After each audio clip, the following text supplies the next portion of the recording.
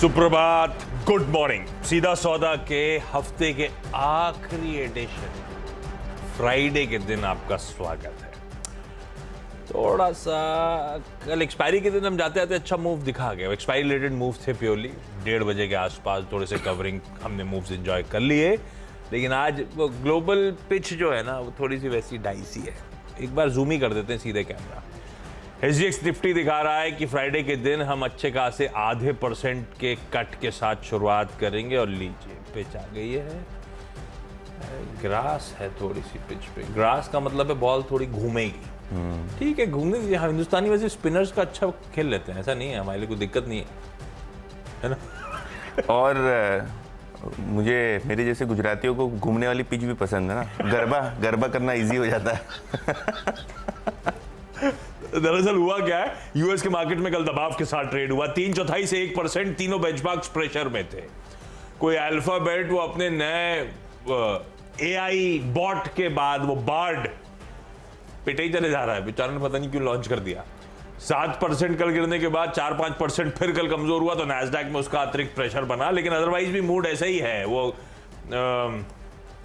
बहुत strong jobs report के बाद से वो दिक्कतें बनी हुई हैं। मूड थोड़ा सेंटिमेंट बिगड़ा हुआ है।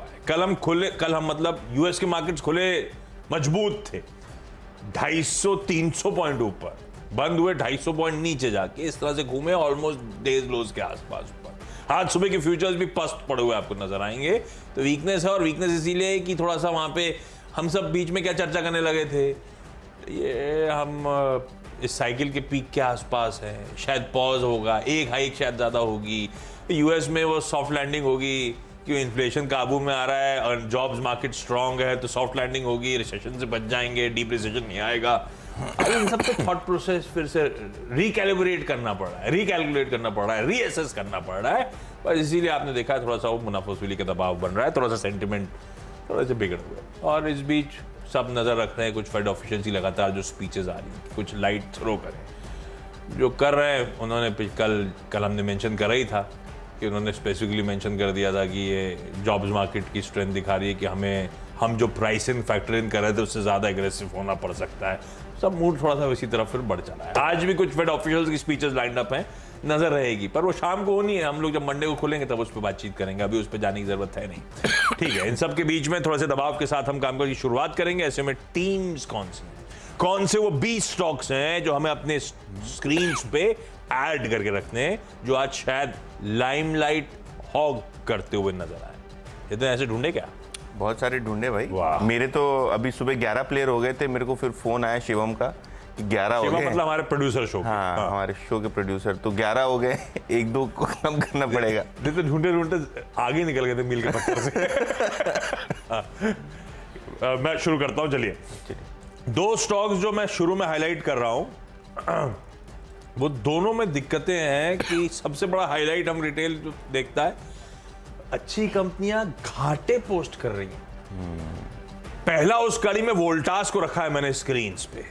वोल्टास के मार्जिन्स देखिए, सिंगल डिजिट में वैसे ही खड़े हुए थे 8.7% पे। वो मार्जिन्स कॉन्ट्रैक्ट होके 3.8% पे पहुंचते हुए इस तरह से मार्जिन कॉन्ट्रैक्शन है। स्ट्रीट मान रहा था कॉन्ट्रैक्ट होंगे 6.8% की आशंका थी। कहां 6.8, कहां 3.8। एक्सपेक्टेशन से भी काफी खराब परफॉर्मेंस, और 96 करोड़ रुपीस के मुनाफे के सामने 110 करोड़ रुपए का घाटा। ये बात अलग है, ये अल्नीना का साल है। ये बात अलग है कि इस बार कहा जा रहा है गर्मी और बढ़ेगी, तो हो सकता है एयर कंडीशनर्स की डिमांड आने वाले कुछ महीनों में ही आप देखेंगे समर से पहले बहुत पिकअप कर जाए। वो सब अपनी जगह, पर देखिए क्या परफॉर्मेंस है। इसीलिए वोल्टास को मैं लाल लेके चल रहा हूं, इसमें कोई शक नहीं कि बहुत म्यूटेड है। रेवेन्यू मोमेंटम फिर भी ठीक था, लेकिन ऑपरेशनली बहुत चैलेंजिंग क्वार्टर रहा है वोल्टास के लिए। दूसरा, यूनाइटेड ब्रेवरीज, इसने भी घाटा कर दिया। दारू के धंधे में घाटा ना भाई, ये कैसे हो गया? तो रेवेन्यूज तो फिर भी इनलाइन थे। 204 करोड़ रुपए के बीटा के सामने एक्सपेक्टेशन के सामने 76 करोड़ रुपीस का बीटा। 12.5-12% मार्जिन एक्सपेक्टेशन के सामने 4.8% का मार्जिन। इस तरह से मार्जिन कॉन्ट्रैक्ट हुआ। स्ट्रीट में क्या फैक्टर्ड इन था? 11% के मार्जिन बढ़ के आएंगे 12 सवा 12 पे, वो 11% बढ़ने की जगह होगा 4.8%। इस तरह से मीनिंगफुल नॉक है मार्जिन पे।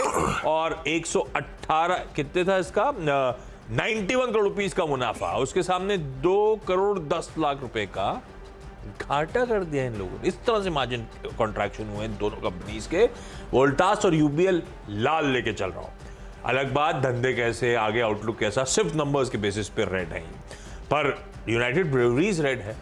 सूला विनयार्ड्स को मैं दरअसल आज ग्रीन रख रहा हूं। वैल्यूएशन थोड़े से स्ट्रेच्ड हो गए होंगे, अच्छे मूव्स स्टॉक ने। पहले तो आईपीओ लिस्ट हुआ था तो कंसोलिडेट कर रहा था, कहीं नहीं जा रहा था। वो तो इसका Q3 का अपडेट आया जिसने इसको तूल दिया, पर वो Q3 के अपडेट के बाद Q3 के एक्चुअल नंबर्स भी अच्छे। अपडेट में रेवेन्यू मोमेंटम समझ में आया था, अब ऑपरेशनल देखिए। जब किसी यूबीएल के मार्जिन्स नॉक ऑफ हो जाते हैं, आधे से ज्यादा नॉक ऑफ हो जाते हैं, कोई सूला विनयार्ड अपना मार्जिन जस का तस रखता है। 30.6% वाले मार्जिन्स 30.5% पे, एकदम इंटैक्ट मार्जिन प्रोफाइल।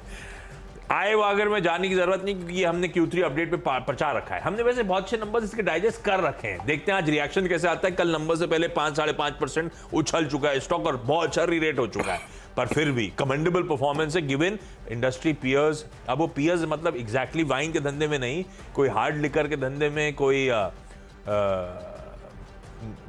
बियर के धंधे में, लेकिन सिमिलर इनको प्रोफाइल में रखा जाता है अल्कोहलिक बेवरेजेस के। और सूला विनयार्ड उस लिहाज से कंपैरेटिवली डिसेंट परफॉर्मेंस है, इसीलिए ग्रीन लेके चल रहा हूं।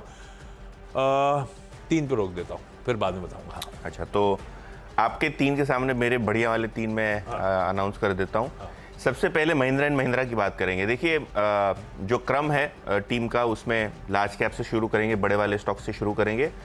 और कंपनी ने जो अपने इलेक्ट्रिक व्हीकल प्लान्स हैं उसके बारे में बहुत सारी चर्चा की है, अपने ऑटो प्लान्स के बारे में बहुत सारी चर्चा की है। अब वो फाइनली ग्राउंड पे मोमेंटम दिख रहा है। कैसे दिख रहा है कि आज जो M&M है वो फोकस में रहेगा, क्योंकि इन्होंने अनाउंसमेंट की है एक MOU तेलंगाना गवर्नमेंट के साथ। और ये MOU है अपने जो मेढक डिस्ट्रिक्ट में इनका एक प्लांट है उसको ब्राउन फील्ड एक्सपेंशन करना, उसको बड़ा करना।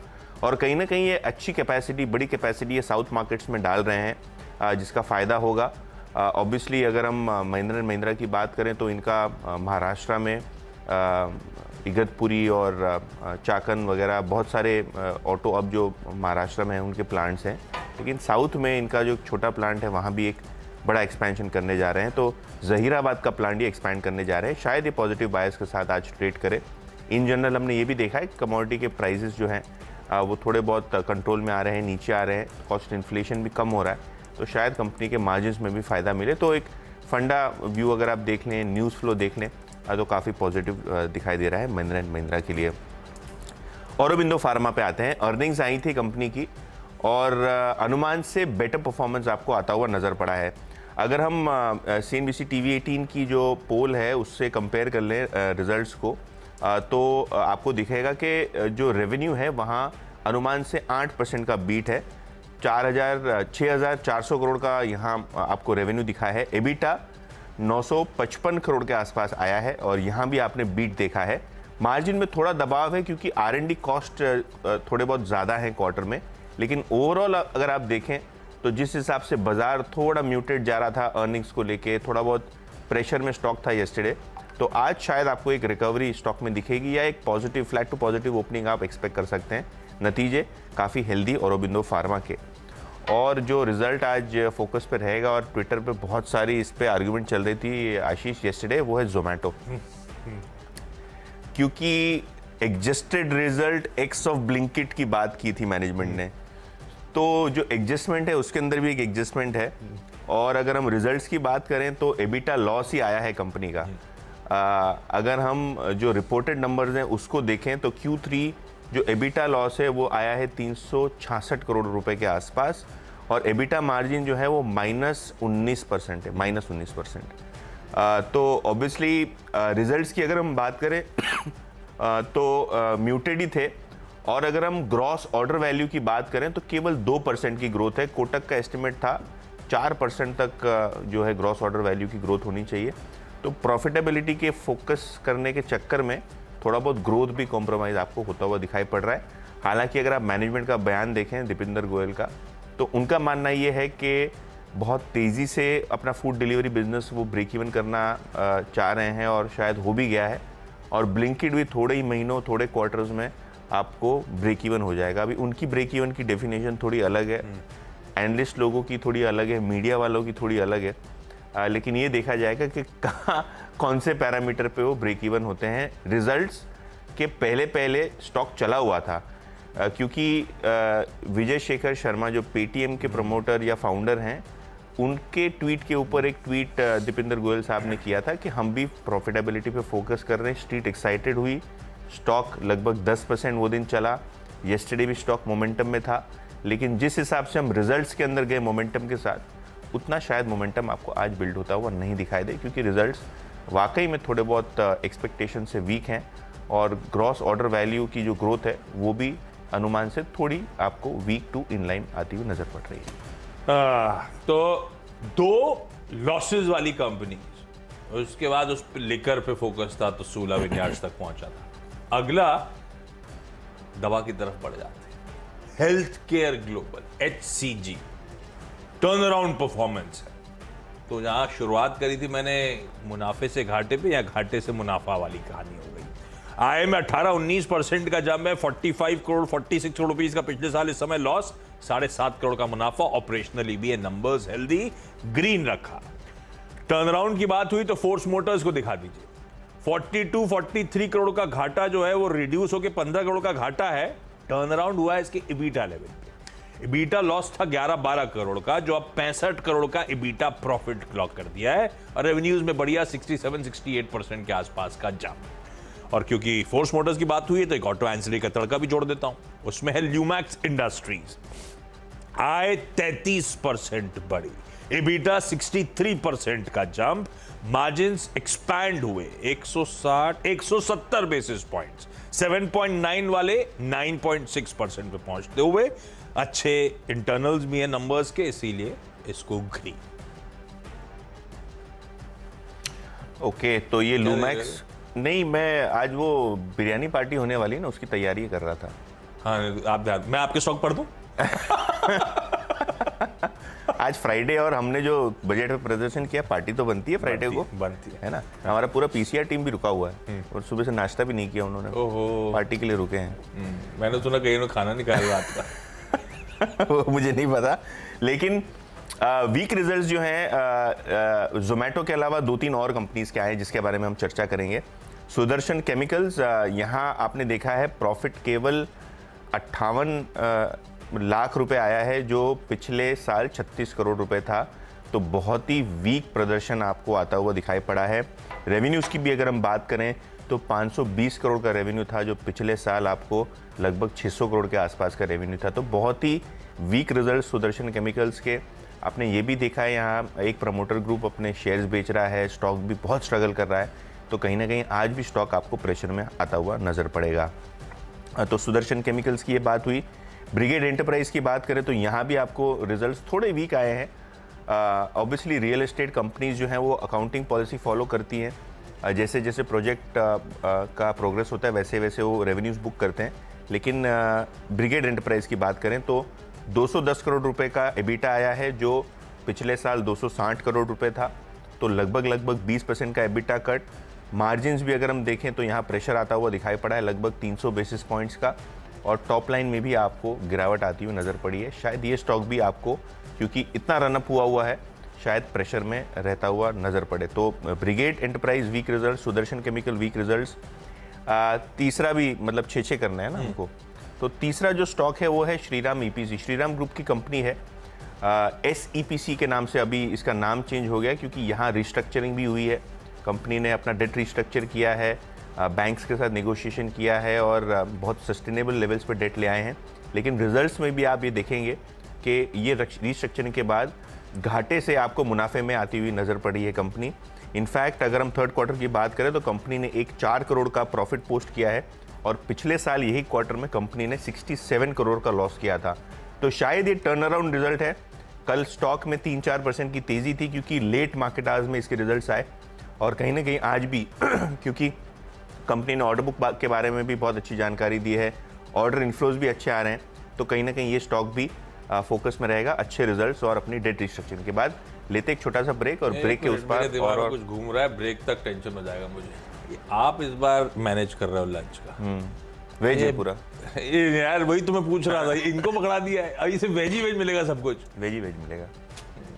स्वागत है। और 6 खिलाड़ी मैंने और आशीष ने ऑलरेडी डिस्कस कर लिए हैं और अब बचे हुए 4 स्टॉक्स के बारे में एक ही साथ हम आपको बता देंगे क्या क्या है हमारे पिटारे में। सबसे पहले एमटार टेक्नोलॉजीज, बहुत ही स्ट्रॉन्ग रिजल्ट्स। अगर हम मुनाफे की बात करें तो 31 करोड़ का मुनाफा, 32 करोड़ का मुनाफा आया है और जो पिछले साल ये फिगर आपको 13 करोड़ के आसपास दिखाई दिया था, तो ब्रॉडली एक बढ़िया सा जंप आपको दिखाई दे रहा है प्रॉफिटेबिलिटी में। अगर हम रेवेन्यूज़ की बात करें तो यहाँ भी आपको लगभग सिक्वेंशली बहुत अच्छा ग्रोथ देखने को मिल रहा है। ईयर ऑन ईयर भी आपको स्ट्रॉन्ग ग्रोथ देखने को मिल रहा है। एबिटा मार्जिन भी अगर हम देखें तो 28% के आसपास कंपनी ने क्लॉक इन किए हैं, तो बहुत ही strong results. EBITDA absolute basis पे भी दुगना होता हुआ, तो ये स्टॉक रखिए रेडार पे, शायद आज अच्छा मोमेंटम यहाँ आपको बनता हुआ दिखाई दे सकता है। राइट्स, ये जो रेलवेज़ की कंपनी है, यहाँ आप देखेंगे तो 5,500 करोड़ के ऊपर की ऑर्डर बुक कंपनी ने डिक्लेयर की है। पिछले क्वार्टर के मुकाबले लगभग 10% की ग्रोथ और 65 नए ऑर्डर्स आपको Q3 में आते हुए नज़र पड़े हैं, जिसकी वैल्यू है 1200 करोड़। तो ऑर्डर इनफ्लो काफ़ी स्ट्रांग है रेलवे सेगमेंट में, खास करके राइट्स के लिए। शायद ये स्टॉक आपको रखना चाहिए रेडार पे, यहाँ भी थोड़ा बहुत मोमेंटम बन सकता है। और 2 स्टॉक्स जो MSCI के रीबैलेंसिंग और चेंजेस की वजह से फोकस में रहेंगे। सबसे पहला बैंक ऑफ बड़ौदा, MSCI ने इसको अपने ग्लोबल स्टैंडर्ड इंडेक्स में इंक्लूड कर दिया है, पॉजिटिव बाय फ्लोज हैं, शायद ये स्टॉक मोमेंटम में रहे। कल भी स्टॉक 0.5% ऊपर था वॉलेटाइल मार्केट में। और ऑब्वियसली अदानी एंटरप्राइजेस, क्योंकि यहाँ जो है वेटेज बहुत बड़ा कट आया, एक्सपेक्टेशन था 20-25% वेट कट आएगा, उससे ज़्यादा वेट कट हुआ है, जिसकी डिटेल्स हम आपको मुनाफे की तैयारी में देंगे। लेकिन अगर हम बात करें अदानी एंटरप्राइजेस की, तो जो MSCI का वेट कट है, शायद उसकी वजह से स्टॉक थोड़ा बहुत आज के सेशन में भी प्रेशर में रहे। अगले 4 स्टॉक्स चारों green. HPCL, EBITDA performance expectation से कहीं ज्यादा, इसीलिए 561 करोड़ के घाटे के सामने 172 करोड़ का मुनाफा। पर BPCL वगैरह के नंबर्स के बाद आइडिया लग गया था कि OMCs को लेकर स्ट्रीट कैलकुलेशन गलत चले गए, पर फिर भी नंबर्स अच्छे हैं। देखते हैं एक्चुअल आउटकम कैसा रहता है स्टॉक का। एक्जो नोबेल, हाईलाइट है 50 बेसिस पॉइंट्स का मार्जिन एक्सपेंशन। ये वो ड्यूलेक्स पेंट जो आते हैं उसकी पेरेंट। तो बाकी बर्जर में आपने देखा किस तरह से मार्जिन कॉन्ट्रैक्शंस हुए, तो कंपैरेटिवली नंबर्स बहुत अच्छे, एक्सपैंड कर गए उल्टा मार्जिन। आरती सर्फेक्टेंट्स के मार्जिन 370 बेसिस पॉइंट्स बढ़े, ग्रीन रख रहा हूं। फाइन ऑर्गेनिक इंडस्ट्रीज के मार्जिन 280 बेसिस पॉइंट्स बढ़े, इसको भी ग्रीन। बाकी की डिटेल्स रिजल्ट रिलेटेड आपकी स्क्रीन पर। क्विकली छोटा सा ब्रेक के उस पर लौटेंगे और टीम्स का एक क्विक रैप अप लेके आएंगे।